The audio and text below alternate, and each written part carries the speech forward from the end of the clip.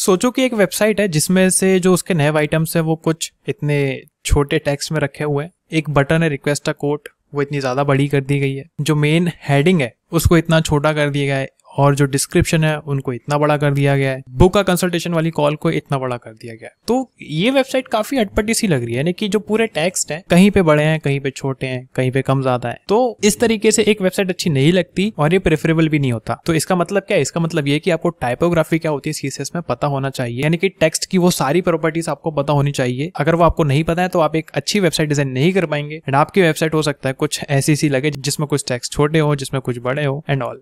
Hi guys, my name is Sagar, welcome back to this front end master series. And आज के इस video पे हम टाइपोग्राफी क्या होती है कंप्लीटली समझने वाले हैं। बिफोर स्टार्टिंग एक छोटी सी अनाउंसमेंट है। आप लोग इतना ज्यादा रिक्वेस्ट कर रहे थे कमेंट पे कि सर आपका कोई लाइव बैच है क्या एंड ऑल। तो यस, हमने हमारा फ्रंट एंड डेवलपमेंट का एक कंप्लीटली लाइव बैच स्टार्ट किया है जो कि एकदम लाइव होने वाला है। जॉब असिस्टेंस आपको मिलने वाली है। अगर आपको और ज्यादा डिटेल्स चाहिए तो आप डिस्क्रिप्शन पे लिंक है, वहां पे जाकर चेक कर सकते हैं। तो चलिए वीडियो को करते हैं स्टार्ट एंड समझते हैं कि भैया टाइपोग्राफी वो क्या चीज है। तो यहाँ पे ये फोल्डर ऑलरेडी बन रखा है, इसको पहले करते हैं डिलीट। तो सीएसएस पे हमने इतने ज्यादा कुछ चैप्टर्स पढ़ लिए हैं। यहाँ पे एक टाइपोग्राफी करके मैं फोल्डर बना ले। तो चलिए स्टार्ट करते हैं। आजकल की जितनी भी वेबसाइट्स हैं वहां पर कंटेंट ही सब कुछ होता है, लेकिन जो प्रॉब्लम अभी थी, जैसे कि मैंने आपको दिखाया था कि अगर आपका टेक्स्ट ही प्रॉपर्ली दिखाई ना दे, कहीं पे भी छोटा कहीं पे भी बड़ा, तो यूजर का इंटरेस्ट एकदम बहुत जल्दी खत्म हो जाएगा और वो आपकी वेबसाइट पे टिकेगा नहीं। एंड ये एक बहुत बड़ी प्रॉब्लम है जिससे बहुत सारे बिगनर्स फेस करते हैं। आपकी वेबसाइट का टेक्स्ट बोरिंग या अनअट्रैक्टिव नहीं लगना चाहिए। अगर लगेगा तो ओवरऑल डिजाइन पे फर्क पड़ता है और आपकी जो वेबसाइट है वो काफी बेकार दिखती है। एंड इसका सॉल्यूशन है टाइपोग्राफी, राइट। और वही टाइपोग्राफी कंप्लीट हम समझने वाले हैं। अब जो टाइपोग्राफी है एक बहुत ही ज्यादा क्रूशियल रोल प्ले करती है आपकी वेब डिजाइन की जर्नी में, बाय डिफाइनिंग कि एक टेक्स्ट कैसे दिखेगा एक वेब पेज पे। सीएसएस के अंदर बहुत सारी प्रॉपर्टीज होती हैं जिससे आप उसका अपीयरेंस, रीडेबिलिटी या फिर ओवरऑल एक एस्थेटिक जो कि टेक्स्ट का होता है उसको कंप्लीट कर सकते हो, उसको कंट्रोल कर सकते हो, राइट। अब ये जो वीडियो है इसमें मैं एक आपको गाइड देते हुए चलता हूँ स्टार्टिंग से, जिसमें से सबसे पहले हम समझते हैं कि फॉन्ट फैमिली क्या होता है, राइट। जैसे आप लोगों ने देखा होगा, मैं यहाँ पे एक बॉयलर प्लेट जनरेट करता हूँ फॉन्ट फैमिली, और यहाँ पे जैसे मैं एक H1 टैग कर रहा हूँ कि आई लव यू। अगर आप किसी को आई लव यू कुछ इस तरीके से भेजोगे जो आपके स्क्रीन पे दिख रहा है तो वो डेफिनेटली इंप्रेस करने वाला है। इसका मतलब टाइपोग्राफी बहुत ज्यादा जरूरी होती है मेरे भाई। एंड उसी के अंदर सबसे पहला कंसेप्ट आता है फॉन्ट फैमिली का, यानी कि आपको डिसाइड करना पड़ेगा कि आपको कौन सा फॉन्ट यूज करना है, राइट। एग्जाम्पल के लिए अभी ये जो फॉन्ट यहाँ पे दिख रहा है ये तो डिफॉल्ट फॉन्ट है, बट एग्जाम्पल के लिए मैं यहाँ पे क्या करता हूँ, एक पैराग्राफ बनाता हूँ और एक क्लास का नाम हम देते हैं टाइपो, ठीक है। टाइपो हमने क्लास का नाम दे दिया। यहाँ पे बाय डिफॉल्ट मैं लोरेम के 10 वर्ड्स ले लेता हूँ, शायद से 10, ठीक है। इसके 5 वर्ड्स में ले लेता हूँ लोरेम के इंटू 2, तो ये हमारी कुछ वर्ड्स आ गए हैं जो कि हमारे डिफॉल्ट टेक्स्ट है। अभी हम क्या करते हैं, सबसे पहले इसको सिलेक्ट करते हैं कि भाई जो टाइपो है, सबसे पहले यहाँ पे स्टाइल टैग बनाना पड़ेगा एंड देन जो टाइपो क्लास है आप उसको सिलेक्ट कीजिए। यहाँ पे मैं फॉन्ट फैमिली दे रहा हूँ, ठीक है। फॉन्ट फैमिली यानी कि मुझे ये टेक्स्ट नहीं चाहिए, मुझे दूसरा टेक्स्ट चाहिए। तो यहाँ पे आपके पास में ये मल्टीपल फॉन्ट्स की जो एक लिस्ट है वो आ जाती है। अभी हमारे पास जो फॉन्ट्स बाय डिफॉल्ट अवेलेबल है हम उनका यूज करेंगे। इसके बाद जो मैं एक लेक्चर डालने वाला हूँ जिसके अंदर हम एक प्रोजेक्ट बनाने वाले हैं, उस पर मैं आपको बताऊंगा कि वो फॉन्ट कैसे यूज कर सकते हैं जो कि इसमें अवेलेबल नहीं है। जैसे कि एक फॉन्ट होता है प्लस जकैर्ता सेंस, राइट, तो वो अवेलेबल नहीं है इसमें अभी। तो वो ऑनलाइन कैसे यूज करके आप अपने वेब पेज पे इंपोर्ट कर सकते हो वो हम बाद में समझेंगे, बट अभी इस लेक्चर में हम बस इतना समझेंगे कि फॉन्ट फैमिली सेट की कैसे जाती है। तो जैसे मैं यहाँ पे डाल रहा हूँ कि भाई मुझे ये वाला फॉन्ट चाहिए, Arial, Helvetica and sans serif. तो आप देख रहे हो मेरा जो पूरा टेक्स्ट था पूरा का पूरा चेंज हो गया।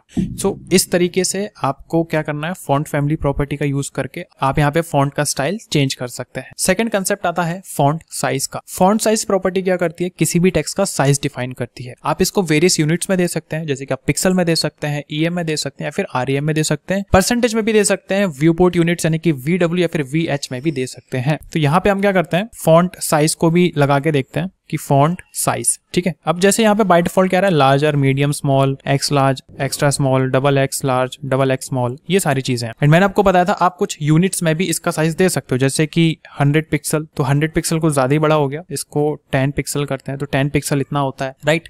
आप परसेंटेज में भी दे सकते हो, 10% इतना हो गया। आप व्यू पोर्ट वाले यूनिट्स में भी दे सकते हैं, लाइक VH में भी दे सकते हैं एंड VW में भी देंगे तो कुछ इतना हो जाएगा। आप EM में भी दे सकते हो एंड EMS में भी दे सकते सकते हो लाइक दिस। तो मैं यहाँ पे जैसे 10 पिक्सल दे रहा हूँ, 10 पिक्सल छोटा है, 20 करके देखते हैं। अब एक चीज आपने नोटिस करी कि जितनी भी यूनिट्स थी, pixel, EM, REM, percentage, view port, ये सारी की सारी यूनिट्स के साइजेस भी डिफरेंट थे, यानी कि कौन से डिवाइस में कितना टेक्स्ट आएगा ये डिसाइड करना आपका काम है। तो ये हो गई फॉन्ट साइज प्रॉपर्टी। नेक्स्ट आगे बढ़ते हैं फॉन्ट वेट प्रॉपर्टी की तरफ। फॉन्ट वेट प्रॉपर्टी क्या करती है, ये कंट्रोल करती है कि जो आपका टेक्स्ट है वो कितना थिक रहेगा और कितना बोल्ड रहेगा, राइट। इसके कुछ प्री डिफाइंड कीवर्ड्स होते हैं जैसे कि नॉर्मल, बोल्ड, बोल्डर या लाइटर, या फिर आप एक न्यूमेरिक वैल्यू भी दे सकते हो, बट इसकी एक रेंज होती है फ्रॉम 100 to 900, जहां पे जो 400 है उसको एक इक्विवेलेंट कंसिडर किया जाता है, यानी कि नॉर्मल है, एंड 700 को कंसिडर किया जाता है कि ये जो टेक्स्ट है वो बोल्ड होने वाला है। जैसे मान लेते हैं कि यहाँ पे हम क्या करते हैं, फॉन्ट वेट को कर देते हैं, सबसे पहले नॉर्मल कर देते हैं यानी कि 400, ठीक है, तो ये नॉर्मल है, और फॉन्ट वेट को हम यहाँ पे कर देते हैं बोल्ड, तो ये बोल्ड हो गया। देन एक प्रॉपर्टी में लगा रहा हूँ फॉन्ट वेट 300, तो 300 में कुछ इतना होता है। देन अगर आप 900 यूज करोगे तो ये कुछ इतना ज्यादा बोल्ड हो जाएगा। एक काम करते हैं, फॉन्ट फैमिली चेंज करके देखते हैं। यहाँ पे हम सिस्टम UI एप्पल ये वाला यूज करते हैं, तो आप देख रहे हो 900 में जो मेरी लास्ट प्रॉपर्टी है वो कुछ इतनी ज्यादा हो रही है, यानी कि इतना ज्यादा टेक्स्ट आपका बोल्ड हो सकता है। और अगर आप 100 करोगे तो एकदम पतला, 200 उससे थोड़ा सा मोटा, तीसरा, चौथा, 500, 600 लाइक दिस। तो इस तरीके से आप अपना फॉन्ट वेट भी कंट्रोल कर सकते हो, राइट। उसके बाद आते हैं नेक्स्ट प्रॉपर्टी पे जिसका नाम है फॉन्ट स्टाइल। अब मैं एक नई फाइल बना लेता हूँ, यहाँ पे थोड़ा ज्यादा सा कचरा हो गया, फॉन्ट style.html, ठीक है, और यहाँ पे फॉन्ट स्टाइल कर देते हैं और कुछ इन प्रॉपर्टीज को हटा देते हैं। फॉन्ट फैमिली उतनी रहते हैं, फॉन्ट साइज उतना ही रहने देते हैं, और फॉन्ट वेट बोल्ड और 600 इसको रिमूव कर देते हैं। अभी जो फॉन्ट स्टाइल प्रॉपर्टी है ये कंट्रोल करती है कि जो आपका टेक्स्ट है वो नॉर्मल दिखेगा, इटैलिक दिखेगा या फिर ऑब्लिक दिखेगा। इटैलिक टेक्स्ट का कॉमनली यूज ये है कि आप किसी सर्टेन वर्ड्स का फ्रेज को एम्फेसाइज करना चाहते हो। फॉर एग्जाम्पल कि हम यहाँ पे क्या करते हैं, फॉन्ट स्टाइल है, फॉन्ट स्टाइल पे आते हैं, एंड मैं यहाँ पे आपको देखो, मैंने आपको बताया था 3 प्रॉपर्टी मिलेंगी, इटैलिक, नॉर्मल और ऑब्लिक। इटैलिक मतलब कि भाई इटैलिक हो गया। सेकंड प्रॉपर्टी में अप्लाई कर रहा हूँ यहाँ पे विच इज नॉर्मल, नॉर्मल यानी कि भाई जैसा टेक्स्ट है वैसे ही रहने दो। एक और प्रॉपर्टी में अप्लाई कर रहा हूँ यहाँ पे which is oblique, oblique is also something like this. अब देखो ऑब्लिक और इटैलिक में डिफरेंस ये है कि जो इटैलिक टेक्स्ट होते हैं उनको कॉमनली यूज क्यों किया जाता है, टू एम्फेसाइज सर्टेन वर्ड्स या फिर कुछ फ्रेजेस। तो फॉन्ट स्टाइल प्रॉपर्टी का यूज आप कब करते हो, जब आपको कोई टेक्स्ट को आड़ा टेढ़ा करना हो ताकि वो और डेकोरेटिव लग सके, या फिर कुछ सर्टेन पार्ट ऑफ टेक्स्ट को आपको एम्फेसाइज करना हो, उसके लिए आप इसका यूज कर सकते हैं। देन एक नेक्स्ट प्रॉपर्टी की तरफ मूव करते हैं, एक न्यू फाइल बना लेते हैं हम यहाँ पे, which is line height, line height .html। अब ये जो प्रॉपर्टी है काफी ज्यादा इंपॉर्टेंट है, तो यहाँ पे हम बॉयलरप्लेट जनरेट कर लेते हैं। लाइन हाइट ये हमने बना लिया। मान लेते हैं कि आपने 3 लाइंस क्रिएट करी, लाइन 1, लाइन 2, लाइन 3। अब लाइन 1 से लाइन 2 और लाइन 2 से लाइन 3 के बीच में कितना स्पेस है, अगर आपको वो कंट्रोल करना है तब आप यूज करेंगे लाइन हाइट प्रॉपर्टी का। अब कितना डिस्टेंस रहेगा इसको आप 3 तरीके से डिफाइन कर सकते हो। आप एक यूनिटलेस नंबर का यूज कर सकते हैं, परसेंटेज यूज कर सकते हैं, या फिर कोई स्पेसिफिक यूनिट जैसे कि पिक्सल या फिर EM। अगर आपके वेबसाइट पे लाइन हाइट प्रॉपर रहेगी तो ये कंटेंट रीडेबिलिटी को बहुत ज्यादा इंप्रूव करती है, एंड अगर जो लाइन्स उनके बीच में डिस्टेंस काफी क्लोज रहेगा, चिपका रहेगा, तो यूजर को पढ़ने में बहुत ज्यादा प्रॉब्लम जाने वाली है। जैसे कि मैं यहाँ पे 3 पैराग्राफ्स बनाता हूँ और एक एक करके तीनों अलग अलग प्रॉपर्टी देख के बताता हूँ कि किसमें क्या डिफरेंस है। जैसे कि यहाँ पे मैं एक पैराग्राफ बनाता हूँ और उसकी क्लास का नाम देता हूँ लाइन 150, lorem 2 या फिर lorem 1, ठीक है, ये हो गया। सिमिलरली मैं 2 और बना लेता हूँ और इसको हम रखने वाले हैं, ठीक है, इसकी यूनिट में दूंगा परसेंट और इसकी यूनिट दूंगा मैं पिक्सल। अब हम स्टाइल टैग क्रिएट कर लेते हैं। लाइन हाइट को कंट्रोल करने के लिए आपको इसकी लाइन हाइट प्रॉपर्टी का यूज करना पड़ेगा।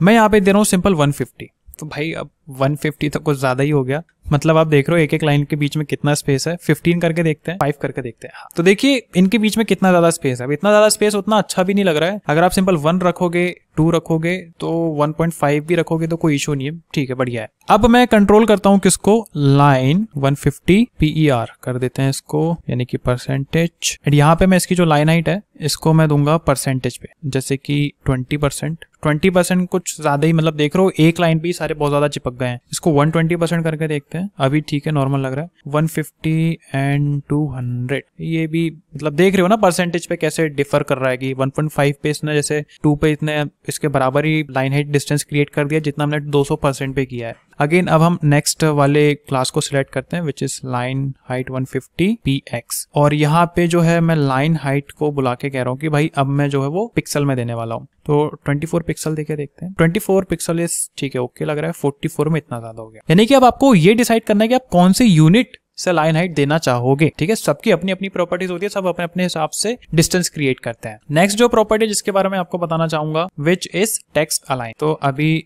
हम इसको यहाँ से हटाते हैं और इसका नाम चेंज करके कर देते हैं टेक्स्ट AL। इसको हटा के हम यहाँ पे पास कर देते हैं this is text align property, और टेक्स्ट AL क्लास को कॉपी करके सिलेक्ट करके ये करते हैं। अभी टेक्स्ट अलाइन प्रॉपर्टी ये कंट्रोल करती है कि जो हॉरिजॉन्टली अलाइनमेंट होगी आपकी टेक्स्ट की विद इन एन एलिमेंट कहाँ पे होगी, राइट। यानी कि आप अगर किसी एलिमेंट को लेफ्ट में रखना चाहते हैं, राइट में रखना चाहते हैं, सेंटर में रखना चाहते हैं या फिर जस्टिफाई में रखना चाहते हैं, टोटली डिपेंड ऑन यू कि आप उसको कहाँ रखना चाहते हैं। टेक्स्ट लाइन प्रॉपर्टी का यूज करने के लिए आपको सिंपल टेक्स्ट लाइन लिखना है एंड सबसे पहला सेंटर करते हैं, तो ये जो आइटम है आपका ये सेंटर पे आ जाएगा, ये आ गया सेंटर पे। अगर आप एक और प्रॉपर्टी लगाते हैं कि भाई मुझे लेफ्ट में चाहिए तो ये लेफ्ट में आ जाएगा, लेफ्ट वैसे बाय डिफॉल्ट में ही रहता है। अगर आप एक और प्रॉपर्टी लगाएंगे कि भाई मुझे राइट में चाहिए तो ये राइट में आ जाएगा। अगर आप एक जस्टिफाई वाली लगाएंगे तो ये जस्टिफाई कर लेगा। एक और प्रॉपर्टी होती है which is text align justify. So this is how ये 4 प्रॉपर्टीज होती हैं जिनकी मदद से आप अपने टेक्स्ट को कहाँ रखना है हॉरिजॉन्टली वो डिसाइड कर सकते हो। नेक्स्ट प्रॉपर्टी है विच इज टेक्स्ट डेकोरेशंस। एक और फाइल क्रिएट कर लेते हैं टेक्स्ट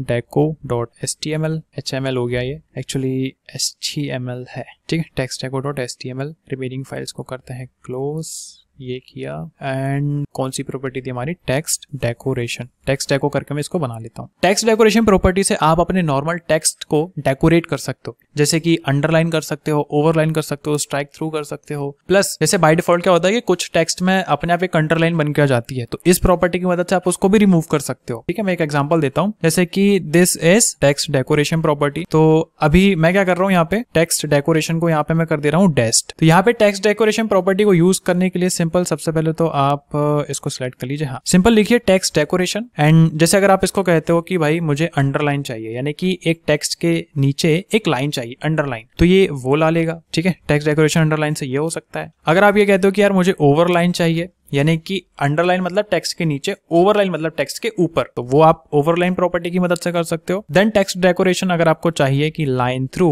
यानी कि आपको मिडल में से चाहिए, तो वो भी कर सकते हो। जैसे आप लोगों ने देखा होगा कि शॉपिंग वेबसाइट्स पे क्या होता है, 2 प्राइजेस होते हैं। एक सबसे बड़ा अमाउंट वो लिख देते हैं कि भाई कोई आइटम 10,000 का पहले था और इसके ऊपर कुछ ऐसी लाइन बनी हुई होती है जैसे कि लाइक दिस ₹10,000, ठीक है। और सिमिलरली उसी के बाजू में वो लोग लिख देते हैं कि न्यू प्राइस इज ₹1,000। तो वो चीज कुछ इस तरीके से हो सकती है। बट अगर आपको कुछ भी नहीं चाहिए तो आप यहाँ पे सिंपल टेक्स्ट डेकोरेशन को नन भी कर सकते हो, यानी कि मुझे कुछ भी डेकोरेट नहीं करना भाई। So this is all about text decoration property. Moving to the next property which is letter spacing .html, और हर बार की तरह यहाँ पे हम कर लेते हैं बॉयलरप्लेट जनरेट। लेटर स्पेसिंग नाम से ही समझ में आ रहा होगा आपको कि ये प्रॉपर्टी कैरेक्टर्स के बीच में जो डिस्टेंस है उसको कंट्रोल करती है, ठीक है। मान लेते हैं कि यहाँ पे मैंने एक बनाया कि दिस इज अ टेक्स्ट। अभी आप देख रहे हो T और H के बीच में जो डिस्टेंस है, अगर आपको इसे कंट्रोल करना है तो आप लेटर स्पेसिंग प्रॉपर्टी का यूज कर सकते हैं। जैसे कि मैं यहाँ पे स्टाइल टैग को कॉल करता हूँ, H1 मैंने सिलेक्ट किया एंड मैं यहाँ पे कह रहा हूँ कि भाई मुझे लेटर स्पेसिंग जो है इसको कंट्रोल करना है। तो इसमें भी बेसिकली आप